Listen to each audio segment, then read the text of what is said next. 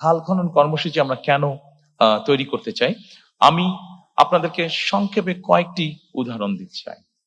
সম্মানিত উপস্থিতিবৃন্দ, আমাদের খাল খনন কর্মসূচি যে পরিকল্পনা আছে, সেই পরিকল্পনার মধ্যে 20,000 কিলোমিটার ক্যানেল ডিগিং আমরা করতে চাই সারা দেশ মিলে। এখন এর অনেকগুলো কারণ আছে, আমি খুব সংক্ষেপে আপনাদেরকে একটি উদাহরণ দিয়ে বোঝানোর চেষ্টা করতে চাই। আপনাদের নিশ্চয়ই অনেকের মনে আছে, 1 বছর আগে হঠাৎ করে একটি ফ্লাড হয়েছিল নোয়াখালী অঞ্চলে, গ্রেটার নোয়াখালী অঞ্চলে। দয়া করে আপনারা সকলে একটা সুইমিং পুলের কথা চিন্তা করুন, যে এই সুইমিং পুলটার radius 50 square mile, average depth হচ্ছে 7 ফিট। আমরা যদি এরকম একটা সুইমিং পুল চিন্তা করি, সেই নোয়াখালী অঞ্চলে যে বন্যাটা হয়েছিল, আমরা যদি পুরোটাকে এরকম একটা সুইমিং পুল চিন্তা করি, তাহলে চিন্তা করে দেখবেন ওই পানি যেটা হয়েছিল সেটা কিন্তু 15 দিন পরে চলে গিয়েছিল।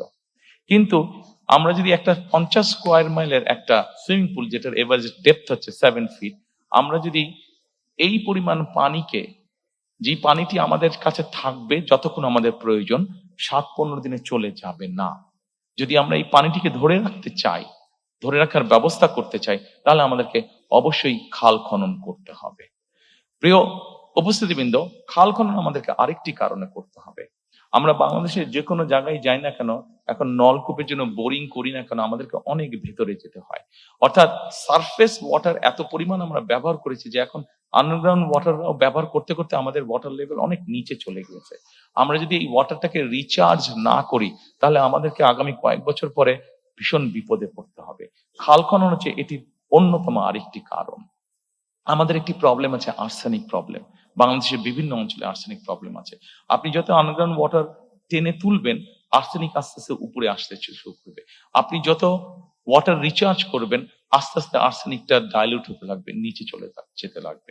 কাজেই বিভিন্ন বিষয়ে যদি আমরা বিবেচনা করি, সম্মানিত উপস্থিতি, কিন্তু আপনারা নিশ্চয়ই লক্ষ্য করেন অনেক সময় যখন ঢাকা থেকে একটু বাইরে টেরে যান, আপনারা বাই রোড যান, আপনারা খেয়াল করে দেখবেন রাস্তার দুই ধারে কম বেশি যে গাছগুলো থাকে, দেখবেন গাছগুলো কেমন যেন নেতিয়ে পড়েছে। এই নেতিয়ে পড়ার আরেকটা কারণ হচ্ছে ওই এলাকায় যে আন্ডারগ্রাউন্ড ওয়াটার লেভেল আছে এত নিচে চলে গিয়েছে যে গাছগুলো তার শিকড় আর নিচে পাঠাতে পারে না, এত নিচে চলে গিয়েছে। কাজে আমাদের এই প্রকৃতিকেও যদি আমাদের ঠিক করতে হয়, ধীরে ধীরে যদি আবার একটা স্বাভাবিক পরিস্থিতি ফিরিয়ে আনতে হয়, তাহলে আমাদের ক্যানেল ডিগিং করা অত্যন্ত প্রয়োজন। আমাদের পরিকল্পনার মধ্যে একটি রয়েছে বরেন্দ্র প্রকল্প পুনর্চালুকরণ করা। এই বরেন্দ্র প্রকল্প সম্পর্কে আপনাদের অনেকেরই ধারণা আছে। এটি রাজশাহী, চাঁপাইনবাবগঞ্জ, রাজশাহী ওইদিকে শুরু হয়েছিল এবং এটির বিস্তার মোটামুটি ঠাকুরগাঁ, পঞ্চগড় পর্যন্ত। এই বরেন্দ্র প্রকল্প চালু করার পরে আমাদের পুরো উত্তরাঞ্চলের কৃষির উৎপাদন একদম পাল্টে গিয়েছিল। এই প্রকল্পটি মোটামুটি ভাবে এখন অলমোস্ট মৃতপ্রায়। আমরা চাই এই প্রকল্পটিকে আবার চালু করার জন্য। আমরা ফ্রি ওয়াইফাই বিভিন্ন ইম্পর্টেন্ট জায়গাগুলোতে ফ্রি ওয়াইফাই আমরা ইন্ট্রোডিউস করতে চাই। আপনারা বলতে পারেন যে ফ্রি ওয়াইফাই এত সহজ নাকি দেওয়া? এটার জিনিসটা এমন হবে, কেউ যদি কোথাও ফ্রি ওয়াইফাইটা ব্যবহার করতে চায়, সে লগ ইন করার পরে তাকে ছোট একটি অ্যাড দেখতে হবে। অ্যাডটি ভালো লাগুক বা না লাগুক, অ্যাডটি তাকে দেখতে হবে। এই জন্য অ্যাডটি দেখতে হবে যে অ্যাডের মাধ্যমে ওখানকার যে খরচ, সেই খরচটা উঠে আসবে এবং তারপরে সে হয়তো 1 ঘন্টা বা 1.5 ঘন্টা সে ফ্রি ওয়াইফাইটি ব্যবহার করতে পারবে।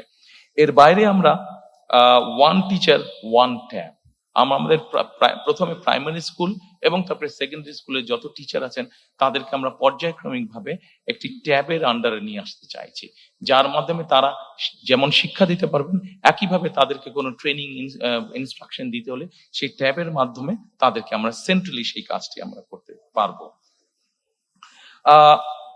আমরা প্রাথমিক এবং মাধ্যমিক শিক্ষা ব্যবস্থায় স্কুল ইউনিফর্ম ইন্ট্রোডিউস করতে চাচ্ছি। অবশ্যই এটা আমরা সরকারের পক্ষ থেকে এই ইউনিফর্মটি দিতে চাচ্ছি। এই ইউনিফর্মটি দেওয়ার একটা অন্যতম কারণ হচ্ছে, স্বাভাবিকভাবে সবাই যখন একই ইউনিফর্ম পরবে তখন বাচ্চাদের মধ্যে একটা ডিসিপ্লিন আসে, একটা ইউনিটি আসে। সেই মানসিকতাটা আমরা গড়ে তুলতে চাইছি। এরপরে আমি আপনাদেরকে দৃষ্টি আকর্ষণ করতে চাইছি যে স্বাস্থ্য সেবাতে আমি চেষ্টা করছি একটু দ্রুত যেতে, অনেকক্ষণ সময় আছে, অনেকের ধৈর্য চ্যুতি হচ্ছে। আমি এরপরে স্বাস্থ্যতে আসতে চাচ্ছি। সম্মানিত উপস্থিতিবৃন্দ, স্বাস্থ্যতে আমরা যেটা মনে করি, দেখুন বাংলাদেশ 20 কোটি মানুষ, আমরা হয়তো অনেক কিছু বলতে পারি, কিন্তু 20 কোটি মানুষকে স্বাস্থ্য সেবা দেওয়া কোয়াইট কস্টলি ম্যাটার। কিন্তু তার আগে যদি আমরা কাজ করি, যেটা এখন ইউরোপে তারা করছে, ইউরোপও তার ছোট ছোট দেশ, অল্প অল্প পপুলেশন, কিন্তু তারাও স্বাস্থ্যসেবা সম্পূর্ণ দিকে হিমশিম খাচ্ছে। সেখানে বাংলাদেশের মতন দেশ থেকে হিমশিম খেতেই হবে। সেই জন্য আমরা যেটা জোর দিতে চাইছি সেটা হচ্ছে প্রিভেনশনের উপরে আমরা জোর দিতে চাচ্ছি।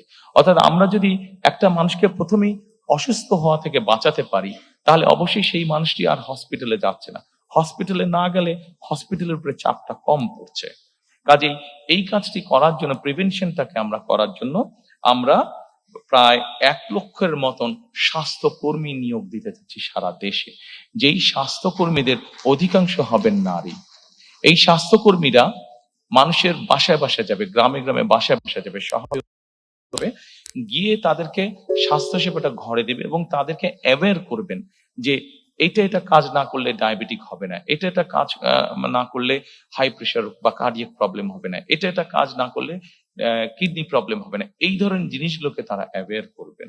তার ফলে আমরা চাচ্ছি যে প্রথমেই যদি একজন মানুষকে অসুস্থ হওয়া থেকে বাঁচানো যায়, তাহলে সরকারের যে রিসোর্স আছে সেটার উপর চাপটা কম পড়বে।